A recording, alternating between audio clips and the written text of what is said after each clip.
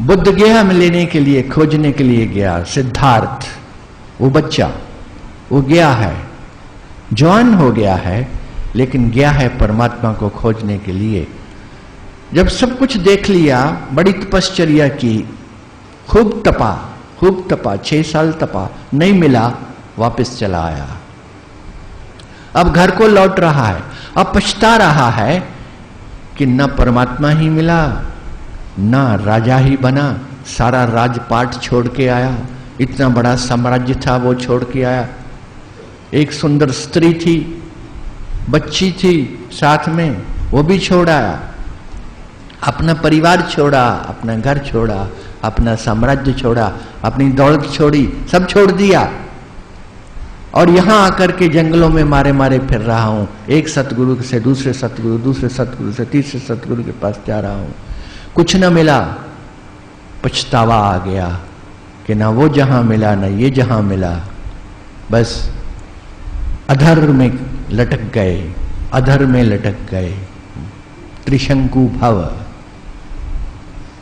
तो सोचा कि चलो वापस चलते हैं, बाप माफ कर देगा, बाप बाप है, हम माफी मांग लेंगे, पिताजी क्षमा कर देंगे तो राज तिलक हो जाएगा, फिर से बैठ जाएंगे गद्दी पर।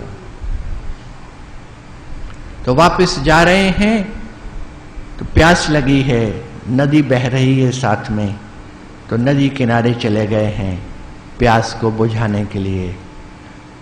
तो वहां पानी तो पी लिया, प्यास तो बुझ गई, और थोड़ी देर के लिए बैठ जाते हैं कि थक गए थे, सुस्ता लें, थकावट दूर कर लें, तब आगे की यात्रा करेंगे। वापस जा रहे हैं अपने महल, सब छोड़ छाड़ के।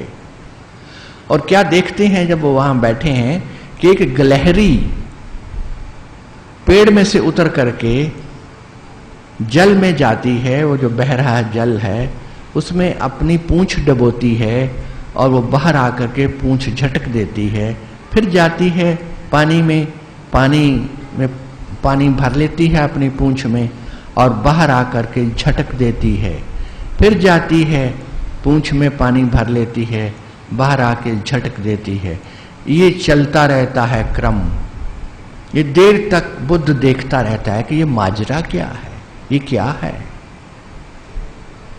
तो गिलहरी से पूछता है, ये जातक कथा है, कथा में सब संभव है, गिलहरी भी बोलती है। तो गिलहरी से पूछा गया है कि तुम ये क्या कर रही हो, ये जल अपनी पूंछ में भरती हो और बाहर आकर छिटक देती हो, ये कब से चल रहा है क्रम।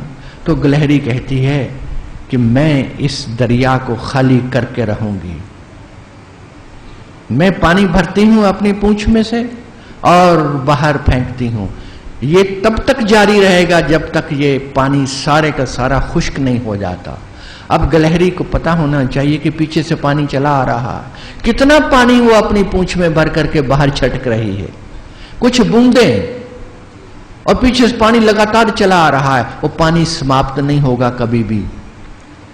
और उन बूंदों के बाहर छटकने से क्या होगा, वो कभी खाली ना कर पाएगी दरिया को, लेकिन लगी हुई है। बुद्ध कहती हैं रुक जाओ, पागलपन मत करो, ऐसे खाली नहीं हो पाएगा।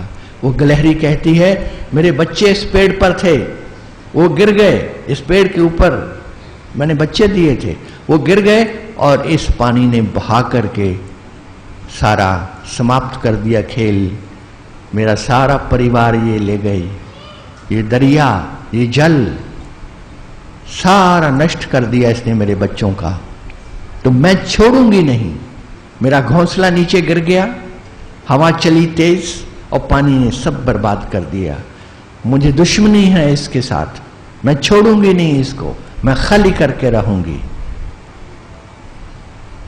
बुद्ध की बात को नहीं मानती वो गिलहरी, वो अपना जारी रखती है। बुद्ध को धक्का लगता है।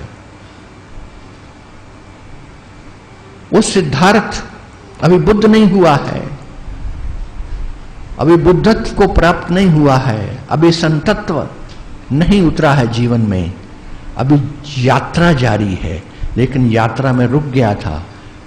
तो फिर पछताता है, धिक्कार देता है अपने आप को कि मैं कितना अधम हूं, कितना छोटा हूं, मैं सब कुछ छोड़ छाड़ के चला था वापस अपने महल में। मैं इतना कमजोर निकला, मैं हताश हो गया था, मैं निराश हो गया था और मैंने अपनी साधना समाप्त कर दी। अपनी साधना को समाप्त करके मैं वापस चल गया। और इधर देखो ये गिलहरी है, ये निरंतर लगी हुई है, निरंतर लगी हुई है, सतत लगी हुई है, छोड़ने को तैयार नहीं है। जिसने छोड़ दिया वो मिट गया। क्या हो सकता है उसका? कुछ नहीं हो सकता। इसलिए सब इस रास्ते पर निरंतरता है, सततता है।